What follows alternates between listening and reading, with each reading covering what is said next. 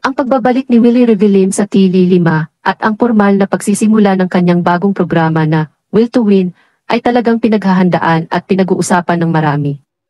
Ang welcome party na isinagawa sa New Frontier Theater sa Quezon City na tinawag na Welcome Back Party ay nagpapakita ng suporta at pagmamahal ng mga tagahanga at kasamahan sa industriya kay Willie.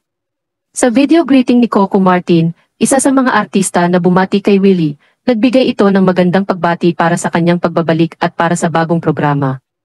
Ngunit, may isa ring bahagi ng mensahe ni Willie na nagpaiwan ng katanungan sa mga netizens. Sa pagbanggit ni Willie kay Coco, Julia, at sa mga anak nito, marami ang nagulat at nagtaka dahil sa tila pagkumpirma ni Willie sa estado ng relasyon ni Coco Martin at Julia Montes. Bagamat matagal nang usap-usapan ang posibleng relasyon ng dalawa, wala pa ring opisyal na kumpirmasyon mula sa kanila tungkol sa kanilang pribadong buhay. Ang reaksyon ni Julia Montes at Coco Martin sa sinabi ni Willie ay hindi pa lubos na alam ng publiko. Maaaring maglabas sila ng pahayag o hindi rin nila pansinin ang isyong ito. Sa huli, ang mga personal na bagay ng mga artista ay kanilang pribadong usapin at desisyon kung paano nila ito ibabahagi sa publiko. Ang pangyayaring ito ay patuloy na nagbibigay ng interes at usapan sa social media at sa industriya ng showbiz.